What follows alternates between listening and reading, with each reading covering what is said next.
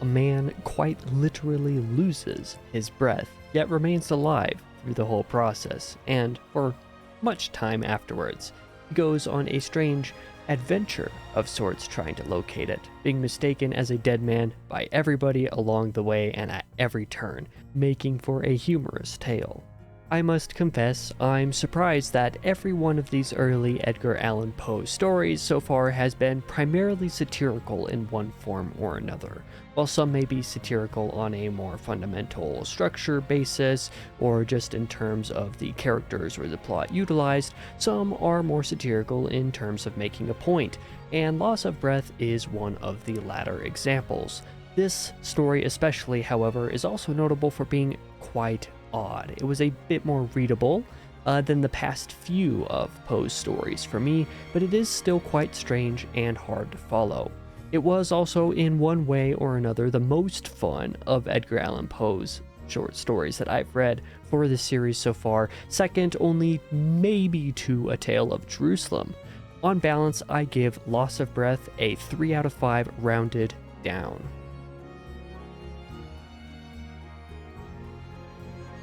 Now, if you happen to be somebody who doesn't care for spoilers and am just watching this video for no other reason than just to watch it and you haven't even read the story, this synopsis that I'm about to give you might come off quite strangely. Like I said, this story is an odd one. Loss of Breath follows a man named Mr. Lack of Breath, and yes, that is his actual name. As we said before, this is very satirical. It starts with this man, Mr. Lack of Breath, berating his wife before actively and quite literally in the story losing his breath. To avoid revealing the loss of something so fundamental to human life, Mr. Lack of Breath runs off, abandoning the beration that he is inflicting upon his wife, and attempts locating his breath throughout the house.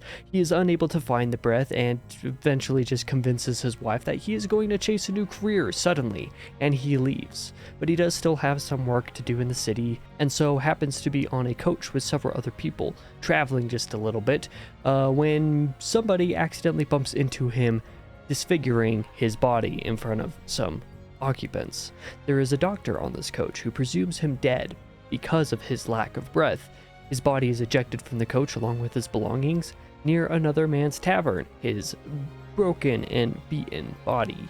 This new man at his tavern takes Lack of Breath's luggage but sells the presumed corpse to a surgeon. The surgeon does strange experiments on this corpse, determining that he might actually be living, but then chalking it up to electrical impulses.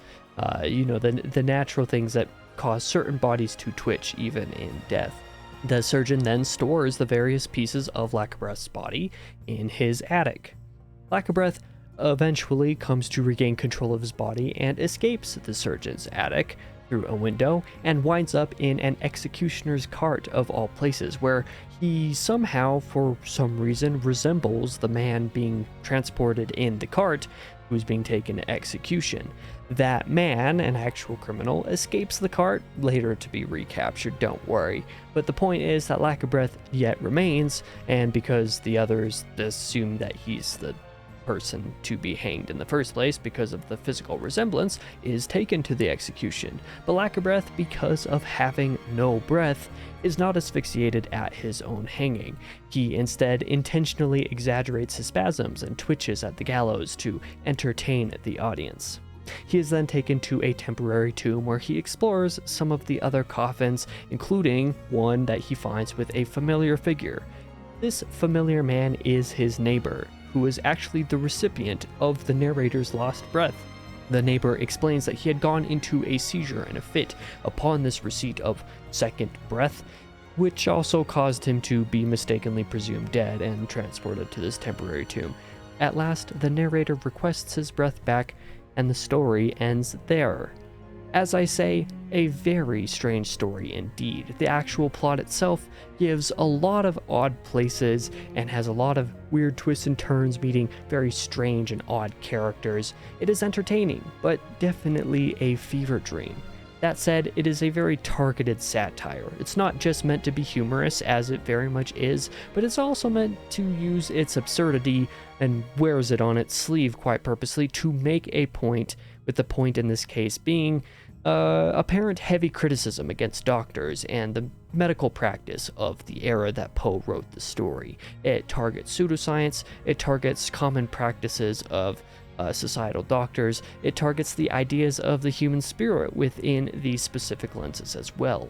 Of course, the literal plot is absurdity incarnate and not necessarily meant to be taken seriously, and the thematic material maybe isn't super relevant to today.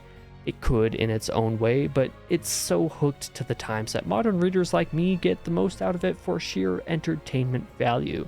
And it was an entertaining story. Not a whole lot for me to analyze because much of it pertains to the time that it was written in, and I don't think is relevant enough to really recount here. There's a couple different articles that talk about it. Even the Wikipedia article goes into the topics of pseudoscience and human spirit transcendentalism, basically, some of the ideas that Poe was exploring with the story. But I think the story is more so fun today, at least for me, the way that I read it, solely for the entertainment value. It's one that's worth reading, and then even worth reading again, just to see what little things you pick up on the second go-around once you know the general gist of the story. It is definitely a strange one, it is an odd one, and it is quite funny. I guess it could be quite serious as well, as I said, with some of the topics being discussed, most importantly the targeting of the medical field of the time and pseudosciences, but it is a very entertaining story nonetheless. As for the next story, in 2 weeks on the 30th, I'll be covering The Thing Invisible, the first story that I'm covering from Carnacki the Ghost Hunter, or Ghost Finder depending on who you ask, by William Hope Hodgson, a story that I had quite a fun time with. I hope to see you there.